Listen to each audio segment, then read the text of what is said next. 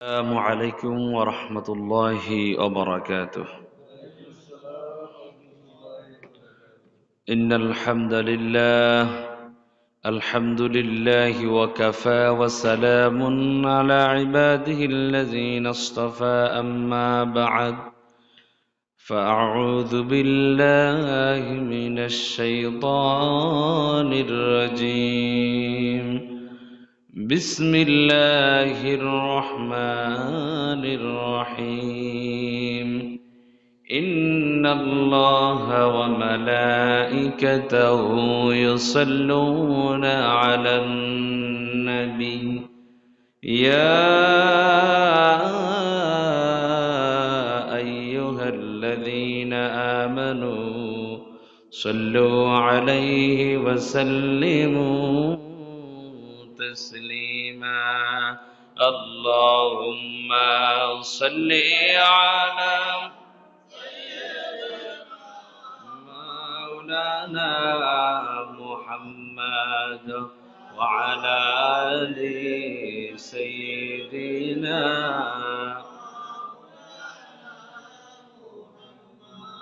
হাজারো ব্যথা বেদনার পরে ফিরে আসনি তুমি আপন ঘরে,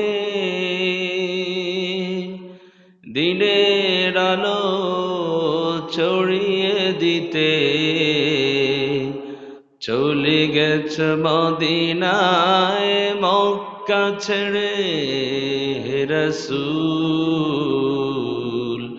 তোমাকে ভুলি আমি কেমন করে।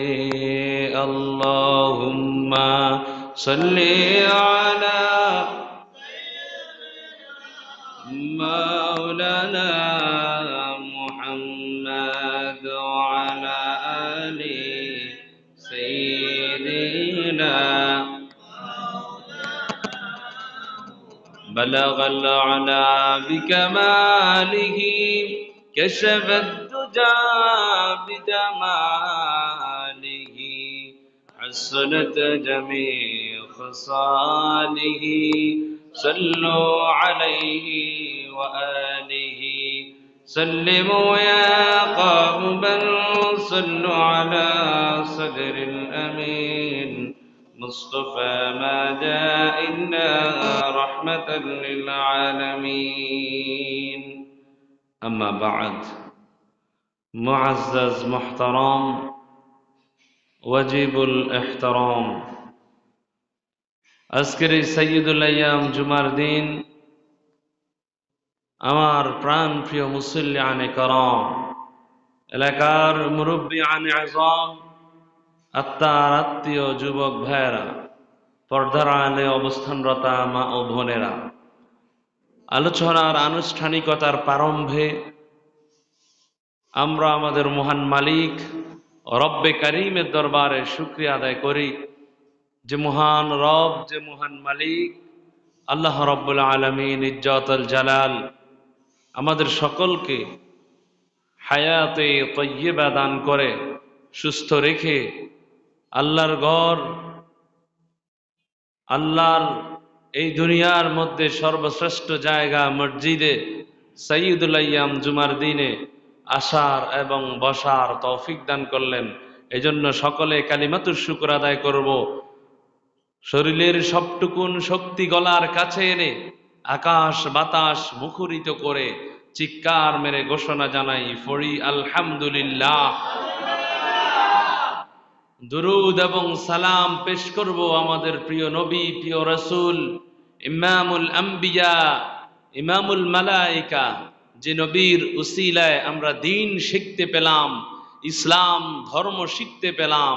ওই নবীর প্রতি ভক্তি ভরা কণ্ঠে আবারও দুরুদ পড়ছি সাল্লাল্লাহু আলাইহি ওয়াসাল্লাম। সম্মানিত উপস্থিতি, সম্মানিত হাজিরিন, আল্লাহ রব্বুল আলামিন আমাদেরকে তার নেয়ামত রাজি ভোগ করার তৌফিক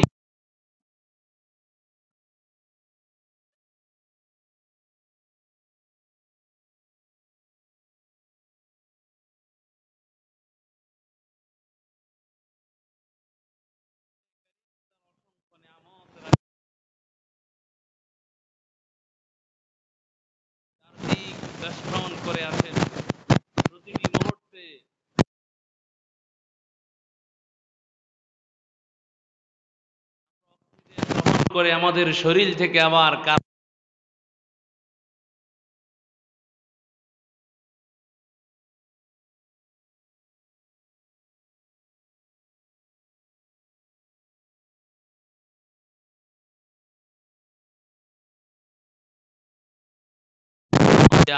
আল্লাহ তাআলা সুস্থ রাখেন, বাঁচায়া রাখেন, ঠিক কিনা? মানুষ অসুস্থ হয়ে গেলে বুঝে যে অক্সিজেনের কি মূল্য, ঠিক না? এই যে করোনার সময় মানুষের শ্বাস বন্ধ হয়ে আসতো, অক্সিজেন কিনা লাগতো, ঠিক কিনা? কিন্তু আল্লাহ তাআলা আমাদেরকে সুস্থ রেখেছেন, আমরা আল্লাহর দেওয়া অক্সিজেন গুলো গ্রহণ করতেছি, আল্লাহ সুস্থ রেখেছেন। এই জন্য সবসময় শুকরিয়া আদায় করবো কার? এই জন্য আল্লাহর শুকরিয়ার ভাষা, মালিক যখন দেখেন আপনি মালিককে সিজদা দিচ্ছেন, আল্লাহ তাআলার ডাকে সাড়া দিচ্ছেন, 5 ওয়াক্ত নামাজে আপনি মসজিদে আসতেছেন, আপনি সিজদা দিলেই আমার রব্বুল আলামিন খুশি হয়ে যান। সুবহানাল্লাহ।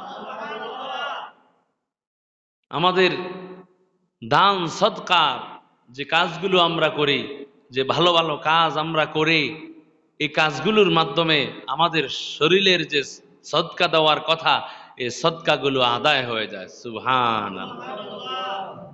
আমার রাসূল সাল্লাল্লাহু আলাইহি ওয়াসাল্লাম বলেন, ও সাহাবীরা শুনো, প্রত্যেকটা মানুষের শরীরের মধ্যে রব্বুল আলামিন 360 খানা জোড়া দিয়েছেন। জোরে বলেন কয়টা?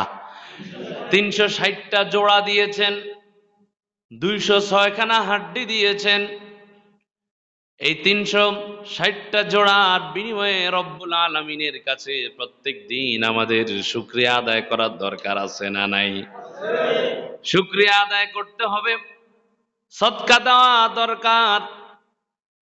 সাহাবায়ে কেরাম বললেন, ইয়া রাসূলুল্লাহ, ইয়া হাবিবাল্লাহ, আমরা তো গরিব মানুষ, এত সদকা আমরা কিভাবে দেব, কিভাবে আমরা এত সদকা আদায় করব?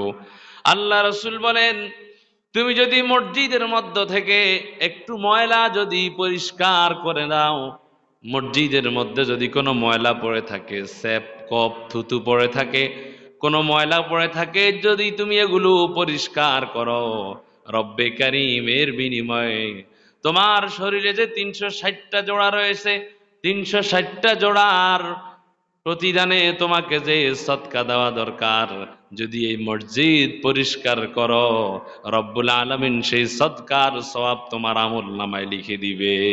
সুবহানাল্লাহ। আপনি যদি মসজিদ পরিষ্কার করেন, মসজিদ কার ঘর? আবার বলেন তো, মসজিদ কার ঘর? আমরা কার গোলাম? আল্লাহর গোলাম। আল্লাহর ঘর পরিষ্কার করবেন। এই জন্য ভালো কাজগুলো যদি করেন, আপনার নেক আমল, আপনার আমলনামা নেক আমল যোগ হতে থাকবে। আপনি যে শুকরিয়া আদায় করা দরকার, সদকা করা দরকার, আপনি এই কাজগুলো করলে সদকার সওয়াব পেয়ে যাবেন। আল্লাহ রাসূল আরো বলেন, তাবাসসুম লিওয়াজহিকা লিআখিকা সাদাকাহ, তোমার মুখের একটা মুস্কি হাসি তোমার আরেকজন ভাইয়ের জন্য সদকার সমতুল্য। আমরা অনেক মানুষ আছে সারা দিন যায় একটু মুস্কি হাসি না, হাসি মুখে থাকি না, এরকম মুসলমান আছে না নাই? জিজ্ঞেস করলে, ভাই কি খবর? বেশি ভালো নাই, আমার এই সমস্যা ওই সমস্যা, সমস্যার অভাব নাই। কিন্তু আল্লাহ তাআলা তার কোন কোন দিক দিয়া তারা ভালো রাখছে, এটা শুকরিয়া আদায় করে না, ঠিক না? মানুষ বিপদে আপদে পতিত হলেও আল্লাহর শুকরিয়া আদায় করতে হয়। আল্লাহ তাআলার হাবিব বলেন, যে বান্দা সুখে দুঃখে দুনিয়ার মধ্যে আল্লাহর শুকরিয়া আদায় করে, আল্লাহ রব্বুল আলামিন জান্নাতে তার জন্য একটা ঘর নির্মাণ করে। ওই ঘরটার নাম হলো বাইতুল হামদ। ঘরটার নাম কি বলেন? বাইতুল হামদ, প্রশংসার ঘর। যারা দুনিয়ার জমিনে সুখে দুঃখে পড়ে, বিপদে পড়েও মালিকের উপর শুকরিয়া আদায় করবে, মালিকের উপর তাওয়াক্কুল করবে, রব্বে কারীম তাদের উপর খুশি হয়ে আল্লাহ তাআলা ওই বান্দাদেরকে জান্নাতের বাইতুল হামদে প্রবেশ করিয়ে দিবেন। সুবহানাল্লাহ। আল্লাহ তাআলা আমাদেরকে শুকরগুজার বান্দা হওয়ার তৌফিক দান করুক। জোরে বলেন আমিন। আমরা যাতে সব সময় শুকরিয়া আদায় করতে পারি, আল্লাহ তাআলা আমাদের মুখের ভাষাটাকে সুন্দর করে দিক। জোরে বলেন আমিন। এই জন্য কোনো মানুষের সাথে কথা বলতে গেলে আপনাকে বলবে ভাই কেমন আছেন, বলবেন আলহামদুলিল্লাহ, আল্লাহ তাআলার শুকরিয়া, মালিকের শুকরিয়া, মালিক আমাকে সুস্থ রেখেছেন, আমি ভালো আছি, আলহামদুলিল্লাহ। প্যারা হাজিরিন, আমাদের আজকের জুমার আলোচ্য বিষয় জমাদিউস সানির দ্বিতীয় জুমা। আজকের জুমার আলোচ্য বিষয় হলো ইসলামী শিক্ষা এবং বর্তমান যে সাধারণ শিক্ষা রয়েছে এই দুইটি শিক্ষা নিয়ে আলোচনা। যতটুকু সময় পাই স্বল্প পরিসরে অল্প কথার মাধ্যমে আপনাদের সামনে উপস্থাপন করার চেষ্টা করব। আমা তৌফিক ইল্লা বিল্লাহ। প্যারা হাজিরিন, শিক্ষা এমন একটা জিনিস, শিক্ষার দ্বারা মানুষ উন্নত হয়, ঠিক কিনা? কথা আছে, যে জাতি যত বেশি শিক্ষিত সেই জাতি তত বেশি উন্নত, ঠিক কিনা? Education is the backbone of a nation. শিক্ষা জাতির মেরুদণ্ড, তবে ওই শিক্ষাটা হতে হবে সুশিক্ষা, ঠিক কিনা? কারণ শিক্ষা তো অনেকে আছে, কেউ শিক্ষায় শিক্ষিত হয়ে ডাকাতি করে, আছে না নাই? এমন কিছু শিক্ষিত লোক আছে যারা শিক্ষিত হয়ে কসাই হয়ে যায়, আছে না নাই? এমন কিছু শিক্ষিত ইঞ্জিনিয়ার আছে যারা শিক্ষিত হয়ে জাতির আপনার ব্রিজের মধ্যে, কালভার্টের মধ্যে, সেতুর মধ্যে রডের বদলে বাঁশ দেওয়া শুরু করে, আছে না নাই? এইরকম শিক্ষিত তো এই সমাজে আছে না? এই জন্য আমাদেরকে শিক্ষা গ্রহণ করতে হবে সুশিক্ষা, যেই শিক্ষার মধ্যে রয়েছে আল্লাহর নাম। জোরে বলেন কার নাম? এই জন্য আল্লাহ পাক রব্বুল আলামিন এই জাতিকে, এই উম্মতে করা, আমরা হলাম উম্মতে করা, পড়ার জাতি, শেষ নবীর উম্মত, শেষ জামানার নবীর উম্মত। আমাদের নবীর কাছে সর্বপ্রথম যে ওহীটা আসছে, আমার নবী 40 বছর এর আগ পর্যন্ত নবীজি পৃথিবীর এই অবস্থা নিয়ে ধ্যানে মগ্ন থাকতেন, চিন্তা করতেন। ছোটবেলায় থেকে আমার নবী চিন্তামগ্ন থাকতেন তার সমাজের কি অবস্থা, জাহিলি সমাজের কি অবস্থা। নারীর কোনো সম্মান নাই, গরিবদের কোনো সম্মান নাই, উঁচু শ্রেণীর লোকগুলা গরিবদের উপর শোষণ করে। বর্তমানে এরকম অবস্থা আছে না নাই? যাদের পাওয়ার বেশি তারা নিম্ন শ্রেণীর মানুষের উপর শোষণ করে। আমার নবী যখন এই পরিস্থিতি দেখতে পেলেন, নবীজি চিন্তা করতেন, গবেষণা করতেন, কিভাবে আমার এই জাতিটাকে ভালো একটা পর্যায়ে নিয়ে যাওয়া যায়। রব্বুল আলামিন আমার নবীর কাছে, নবী যখন হেরা গুহায়, জাবালে নূর একটা পাহাড় সৌদি আরবে মক্কা নগরীতে, ওই পাহাড়ের মধ্যে হেরা গুহা নামক একটা জায়গা, ওই জায়গার মধ্যে ধ্যানমগ্ন থাকতেন। ওই জায়গার মধ্যে ধ্যানমগ্ন থাকতেন। এমনই একটা রমজান মাসে নবীজির কাছে আল্লাহ রব্বুল আলামিন একজন ফেরেশতা পাঠায় দিলেন, যে ফেরেশতা সমস্ত পয়গম্বরদের কাছে এসেছে। হযরত জিবরাইল আলাইহিস সালাম, হযরত জিবরাইল আলাইহিস সালাম এসে আমার নবীকে বলেন ইকরা। নবী বলেন মা আনা বিকরি। জিবরাইল আলাইহিস সালাম আমার নবীকে জড়ায়া ধরলেন, এরপরে বললেন ইকরা। নবী বলেন মা আনা বিকরি, এরপরে আবার জড়ায়া ধরলেন, নবীজিকে বললেন ইকরা।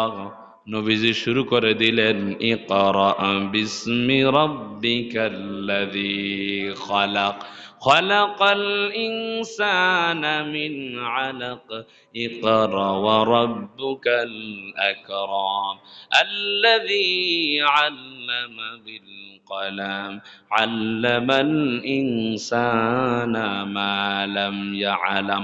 রব্বুল আলামিন বলেন পড়ো কার নামে? এই জন্য আমাদেরকে পড়তে হবে কার নামে?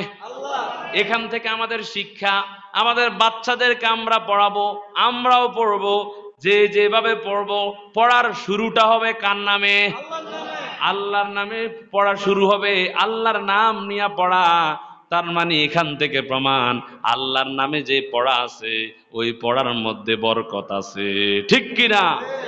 কিন্তু যেই পড়ার মধ্যে আল্লাহর নাম নাই, যেই পড়ার মধ্যে শিখানো হয় মানুষ বানর থেকে তৈরি, যেই পড়ার মধ্যে নাস্তিক্যবাদী শিখানো হয় ওই পড়ার মধ্যে বরকত আসতে পারে। কিন্তু বর্তমান এমন পরিস্থিতি তৈরি হয়ে গেছে, বর্তমান নাস্তিক্যবাদী শিক্ষা ব্যবস্থা রয়েছে। এই নাস্তিক্যবাদী শিক্ষা ব্যবস্থা এই বাংলার জমিনে প্রায় 92.8% মানুষ এদেশে মুসলমান।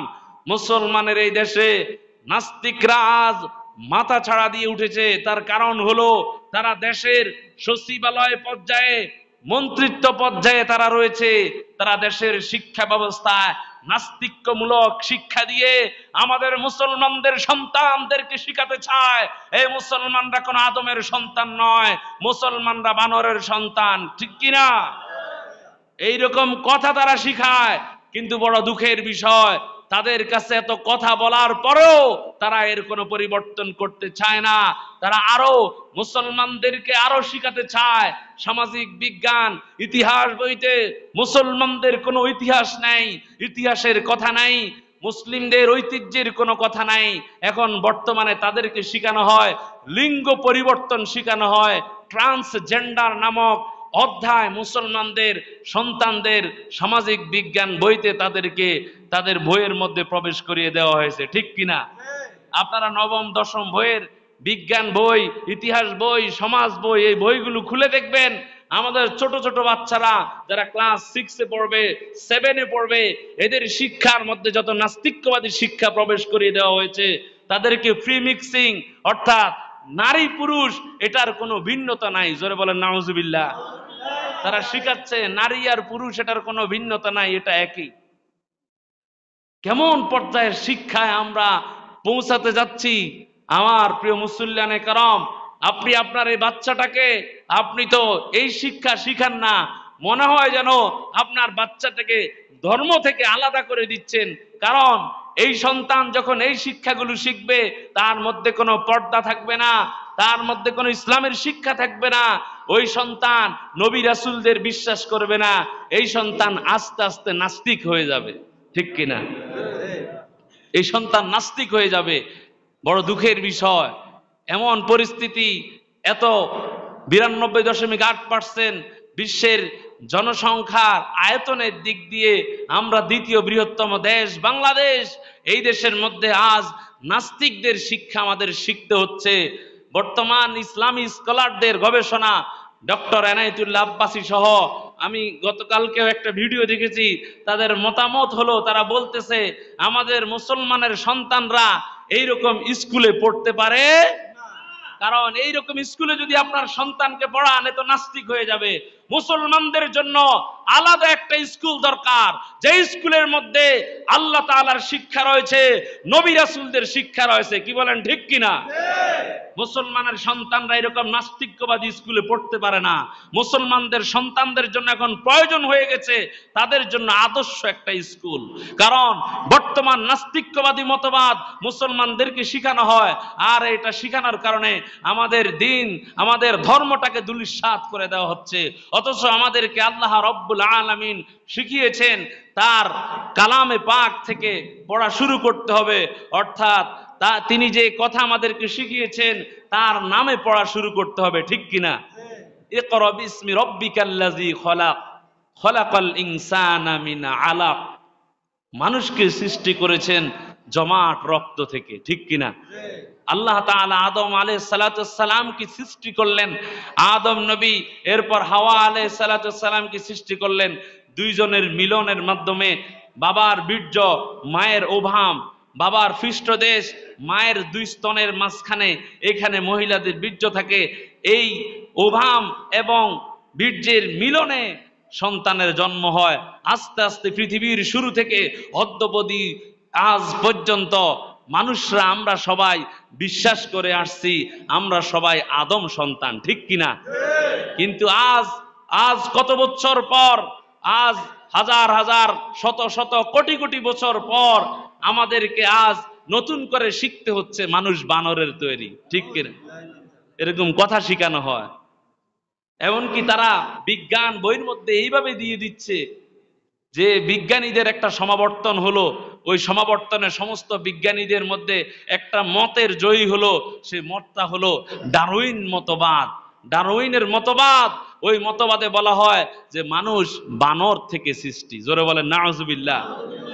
আল্লাহ তাআলা আমাদেরকে এইরকম শিক্ষা থেকে হেফাজত করুক, জোরে বলেন আমিন। আমাদের সন্তানদেরকে আমরা যাতে কোরআনের শিক্ষায় শিক্ষিত করতে পারি, আল্লাহ সেই তৌফিক দান করুক, জোরে বলেন আমিন। এখন আমি আর আপনি, আমি এখানে বয়ান দিয়ে যেতে পারবো, আমার ওই ইউটিউবের বয়ান কয়জনে বা দেখবে, কিন্তু আমাদের জন্য এটার মূল পরিকল্পনা করা দরকার। আমাদের দেশের মধ্যে যারা প্রধান, তাদেরকে চিন্তা করা দরকার, তাদেরকে চিন্তা চেতনা, তাদের মাথার মধ্যে চিন্তা করা দরকার যে আমাদের সন্তানদেরকে তো নষ্ট করে ফেলতেছে। এই জাতির মধ্যে তো আস্তে আস্তে মুসলমানের সংখ্যা কমে যাবে, নামে মুসলমান থাকবে, ভিতর ভিতর তারা নাস্তিক হয়ে যাবে, ঠিক কিনা? বর্তমানে এমন হচ্ছে, ঢাকা বিশ্ববিদ্যালয় সহ নাম করা বিশ্ববিদ্যালয়ে অনেক প্রফেসররা আছে, তারা নাস্তিক। বিভিন্ন সন্তানরা যখন আমাদের দেশের গ্রামগঞ্জের ছেলেমেয়েরা যখন ওখানে পড়তে যায়, তারা দেখে আমরা শিখেছি একদিন, এতদিন একরকম, আমাদেরকে এখন আরেক রকম শিখাচ্ছে। আল্লাহ বলতে কিছুই নাই, নবী রাসূল নাই, কিছুই নাই, সব কিছু প্রকৃতির নিয়মে ঘটতেছে, জোরে বলেন না নাউজুবিল্লাহ। এরকম শিক্ষা শিখাইতেছে। আল্লাহ তাআলা এই সকল লোকদেরকে হেদায়েত দান করুক, জোরে বলেন আমিন। তাহলে আমাদেরকে এই দুনিয়াবি এই যত শিক্ষা রয়েছে, এইরকম শিক্ষা থেকে ফিরে আসে আমাদেরকে কোরআনের শিক্ষায় শিক্ষিত হওয়া দরকার, আছে না? কথা বলেন, আছে না নাই? এই জন্য আমাদেরকে কোরআনের শিক্ষা অর্জন করতে হবে, কারণ আল্লাহর নামে যে পড়া হয়, ওই পড়ার মধ্যে বরকত আছে না নাই? আল্লাহ তাআলা বলেন, যারা ইয়ারফাইল্লাহুল্লাযীনা আমানু ওয়াল্লাযীনা মিনকুম উতুল ইলমি দারাজাত, যারা ঈমান এনেছে এবং যাদেরকে জ্ঞান দান করা হয়েছে, তাদের মর্যাদা বাড়িয়ে দিবেন কে? আল্লাহ। আরো জোরে বলেন তো কে? আল্লাহ। আবার আমার রব্বে কারীম বলেন, তার হাবিবকে বলে দেন, ও হাবিব আপনি জানায়া দেন, মাই ইউরিদিল্লাহু বিহি খায়রান ইউফাক্কিহুহু ফিদ্দীন, আল্লাহ তাআলা যার কল্যাণ চায় তাকে দ্বীনের জ্ঞান দান করে, ইসলামের জ্ঞান দান করে। তার মানে আল্লাহ যার কল্যাণ চায় তাকে ইসলামের জ্ঞান দান করে, সুবহানাল্লাহ। শুধু তাই নয়, যারা দ্বীন ইসলাম অর্জনের জন্য, জ্ঞান অর্জনের জন্য রাস্তা দিয়ে হাঁটে, তাদের জন্য ফেরেশতারা ডানা বিছায়া দেয়। এই জন্য আপনার সন্তানকে আগে কোরআন শিখান। আমি এটা বলি নাই, কেউ আবার উল্টা বুঝেন না, হুজুর মনে হয় ইঞ্জিনিয়ার হওয়ার বিরোধী। না না, আমি ইঞ্জিনিয়ার হওয়ার বিরোধী না। হুজুর মনে হয় ডাক্তার হওয়ার বিরোধী। না না, আমি ডাক্তার হওয়ার বিরোধী না। ডাক্তারদের মূল শাখা, ডাক্তাররা সর্বপ্রথম ডাক্তার চিকিৎসা বিজ্ঞান আবিষ্কার করেছিল মুসলমান। কে করেছিল বলেন? ইবনে সিনা, সে চিকিৎসা বিজ্ঞানের আবিষ্কারক। কিন্তু আমরা সব হারায় বসেছি, এখন সব ইহুদিদের দখলে। মুসলমানদের সন্তান কয়টা ডাক্তার হয়? এখন হিন্দুদের সন্তানরাই বেশিরভাগ ডাক্তার, ঠিক কিনা? সব ইহুদিদের দখলে চলে যাচ্ছে, হিন্দুদের দখলে চলে যাচ্ছে। তার কারণ হচ্ছে আমরা কোরআন থেকে চলে গেছি, ঠিক না? এই জন্য আপনার সন্তানকে আগে যদি ডাক্তার বানাতে চান, তাকে আগে কোরআন শিখান। আপনার 4-5 বছরের বাচ্চাটাকে, এখন তো ডিসেম্বর মাস, আগামী কয়েকদিন পরে ভর্তি শুরু হয়ে যাবে। এখনই তো ভর্তি শুরু, ঠিক না? অনেক প্রতিষ্ঠান তো এর আগে ভর্তির জন্য বের হয়ে গেছে। আমি এই জন্য আজকের জুমার খুতবাটা ইলমে দ্বীনের ব্যাপারে এনেছি। তার কারণ হচ্ছে, এখন আপনার চিন্তা করার বিষয়, আপনার সন্তানটাকে আপনি কোথায় পড়াবেন, ঠিক না? যাদের 5-6 বছরের বাচ্চা রয়েছে, আপনার সন্তানকে এখন থেকে চিন্তা করবেন কোথায় পড়াবেন। এই জন্য আপনার ব্রেনটাকে আমি স্বচ্ছ পরিষ্কার ধারণা দিচ্ছি, আপনার সন্তানকে ডাক্তার বানাতে হলেও আগে তাকে কোরআন শিক্ষা দরকার, ঠিক কিনা? যদি সেই সন্তান যদি কোরআন শিখে, কোরআন অনুযায়ী যদি আমল করে, এই সন্তান ডাক্তার হলে মুসলমানদের জন্য একটা গর্ব, ঠিক কিনা? এই সন্তান কখনো কসাই হবে না, এই সন্তান কখনো খারাপ ডাক্তার হবে না, মানুষদের টাকা পয়সা আত্মসাৎ করে নিবে না। এই সন্তানের ভিতরে যদি কোরআন থাকে, এই জন্য আগে সর্বপ্রথম তাকে কোরআন শিক্ষা দেন, একটা নুরানি মাদ্রাসায় ভর্তি করে দেন, একটা কোরআন পড়ার জন্য, কোরআন শিখার জন্য ওই পরিবেশে ভর্তি করায় দেন। রাজি আছেন তো ইনশাআল্লাহ? এরপরে এর ভিতরে যখন কোরআনের এলেম ঢুকে যাবে, এরপর তাকে আপনি পড়ান, আপনি স্কুলে সায়েন্সে পড়ান, আমার কোনো আপত্তি নাই ডাক্তারি পড়ান, কারণ মুসলমানদের ডাক্তার দরকার আছে না নাই? মুসলমানদের ইঞ্জিনিয়ার দরকার আছে না নাই? যদি ওই সন্তান কোরআন পড়ে, কোরআন শিখে যদি ডাক্তারি করে, ডাক্তারিও করে, যদি কোরআন তেলাওয়াত করে, ওই সন্তান যদি মনে মনে ইখলাস থাকে, নিয়ত থাকে, আমি জনগণের সেবা করব, আমি জনগণের সেবা করব, আল্লাহ রাব্বুল আলামিন তার এই নিয়তের কারণে তার জীবনের গুনাহ মাফ করে দিবে। সুবহানাল্লাহ। ওই ডাক্তার যদি এইরকম চিন্তা চেতনা থাকে, আমি মানুষের সেবা করব, আমি মানুষের উপর কসাইগিরি করব না, আল্লাহ পাক রব্বুল আলামিন ওই ডাক্তারকে তার একজন ওলি হিসাবে কবুল করে নেবেন। আল্লাহু আকবার। ওলি হওয়ার জন্য কোনো মাদ্রাসায় পড়তে হবে এমনটা নয়।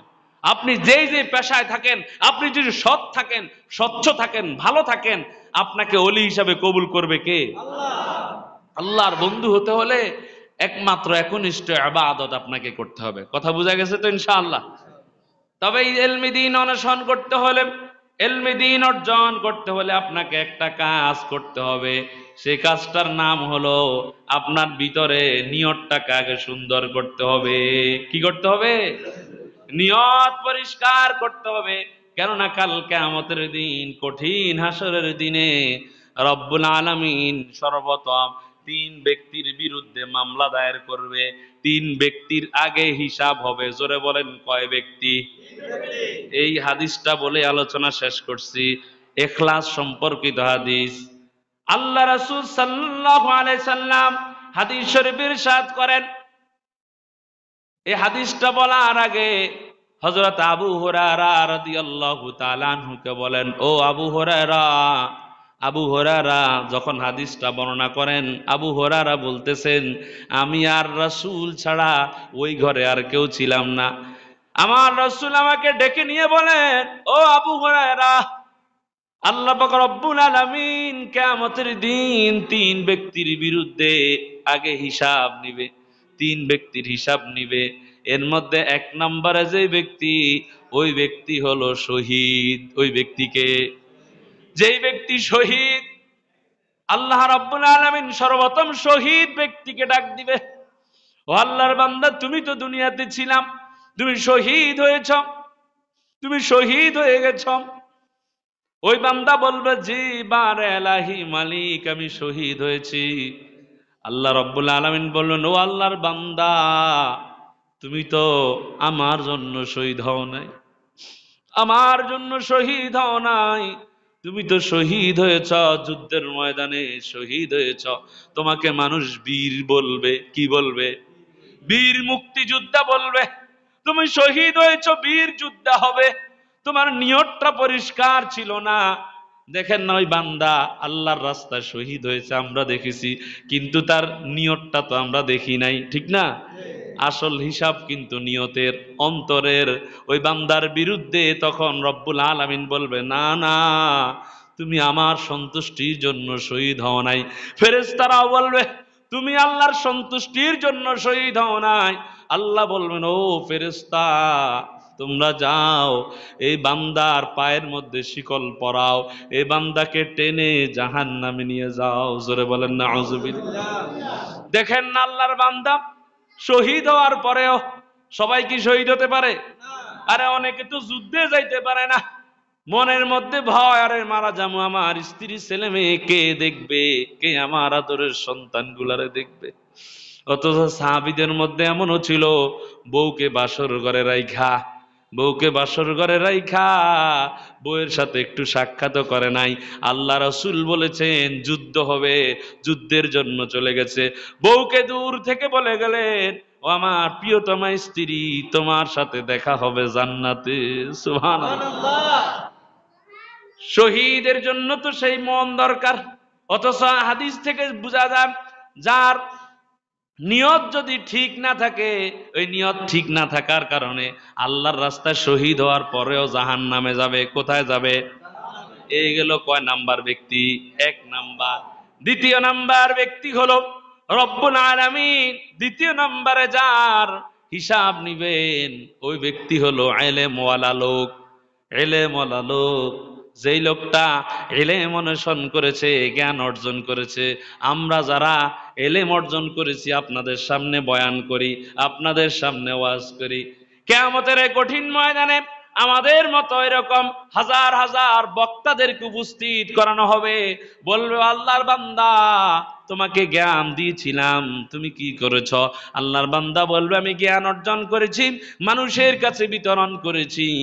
আল্লাহ বলবেন, না না, তুমি জ্ঞান অর্জন করেছো এই নিয়তে মানুষ তোমাকে বড় আল্লামা বলবে, মানুষ তোমাকে বড় বক্তা বলবে। নাউজুবিল্লাহ। আল্লাহ আমাদেরকে হেফাজত করুক, জোরে বলেন আমিন। আল্লাহ আমাদেরকে ওইরকম বক্তা থেকে হেফাজত করুক, জোরে বলেন আমিন।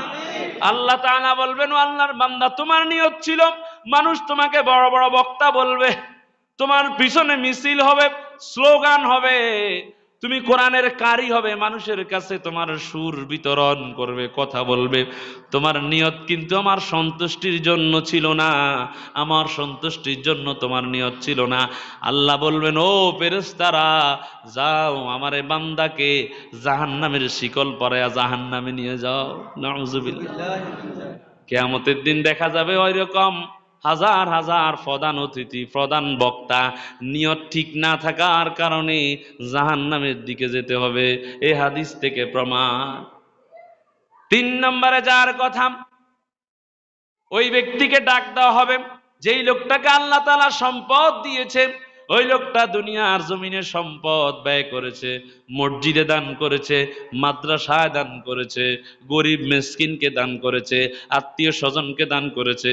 আল্লাহর বান্দাকে যখন এগুলা বলা হবে, আল্লাহ বান্দা বলবে, জি বার এলাহি, আমি দান করেছি, আমি এই মসজিদে দান করছি, অমুক মসজিদে দান করছি। আল্লাহ তাআলা বলবেন, ও আমার বান্দা, তোমাকে আমি টাকা পয়সা দিলাম, অর্থ দিলাম, সম্পদ দিলাম, তুমি দান করেছ, এই কারণে দান করেছ। তোমারে মানুষ দানবীর বলবে। কি বলবে? দানবীর বলবে। তোমার নামে মিছিল হবে, তোমার নামে প্লেকার্ড হবে, তোমাকে অমুক অমুক দানবীর বলবে, তোমাকে হাতেম তাই বলবে। এই জন্য তুমি দান করেছ, আমার সন্তুষ্টির জন্য দান করো নাই। আল্লাহ বলবেন, ও ফেরেশতারা, যাও যাও, এ বান্দাকে ও জাহান্নামে নিয়ে যাও। এই হাদিসটা যখন হযরত আবু হুরায়রা অন্য সাহাবীদের কাছে বর্ণনা করতে লাগলেন, আবু হুরায়রা চিৎকার করে 3 বার কান্নাকাটি করলেন। এক একবার বলেন, ও সাহাবীরা, ও আল্লাহর নবীর সাহাবীরা, শুনো, আমার রাসূল আজকে অমুক হাদিসটা বলছে। এই কথা বলে চিৎকার মেরে আবার চুপ হয়ে যায়। 3 বার কান্নাকাটি করার কারণে কথাও বলতে পারে না। সাহাবীরা যখন এই হাদিসটা শুনতে পাইল, অন্যান্য সাহাবিয়া, হযরতে মুআবিয়া রাদিয়াল্লাহু তাআলা আনহু, ওই সাহাবীও কাঁদতেছেন। তিনি বলতেছেন, আল্লাহ যদি এই 3 জন ব্যক্তির এই অবস্থা করে, কিয়ামতের দিন আমাদের কি অবস্থা? যে ব্যক্তি শহীদ হয়েছে ওই ব্যক্তি জাহান্নামে যাবে, যে ব্যক্তি ইলম অর্জন করছে ওই ব্যক্তিও জাহান্নামে যাবে, যে ব্যক্তি মসজিদ মাদ্রাসা দান করছে ওই ব্যক্তিও যদি জাহান্নামে যায়, তাহলে আমরা যারা বাকি আছি আমরা কোথায় যাব? যদি নিয়ত না ঠিক থাকে কোনো আমল কবুল হবে না। নিয়ত যদি ঠিক না থাকে আপনার কোনো কিছু কাজে আসবে না। আমি বক্তা, আমার নিয়ত যদি ঠিক না থাকে আমার কোনো কথা, কোনো আমল, কোনো কিছু কাজে আসবে। আল্লাহ তাআলা আমাদের সকলকে এই 3 ব্যক্তি থেকে হেফাজত করুক, জোরে বলেন আমিন। আমাদের সকল কাজ যেন মালিকের সন্তুষ্টির জন্য হয়। আমরা নামাজ পড়তে এসেছি যেন আমার আল্লাহকে খুশি করার জন্য। দুনিয়ার মানুষ আমাকে নামাজি বলবে, এই জন্য আমি নামাজ পড়তে আসি নাই, আমি নামাজ পড়তে আসছি আমার মালিক খুশির জন্য। ঠিক কিনা? আল্লাহ তাআলা আমাদের সকলকে এইরকম শিক্ষা অর্জন করার তৌফিক দান করুক, জোরে বলেন আমিন। আল্লাহ তাআলা আমাদেরকে প্রকৃত ইলমের হকদার, প্রকৃত ইলম অর্জন করার তৌফিক দান করুক, জোরে বলেন আমিন। ওমা আলাইনা ইল্লাল বালাগ, আলাইহি তাওয়াক্কালতু ওয়া ইলাইহি উনীব। ওয়াসসালামু আলাইকুম ওয়া রাহমাতুল্লাহি ওয়া বারাকাতুহু।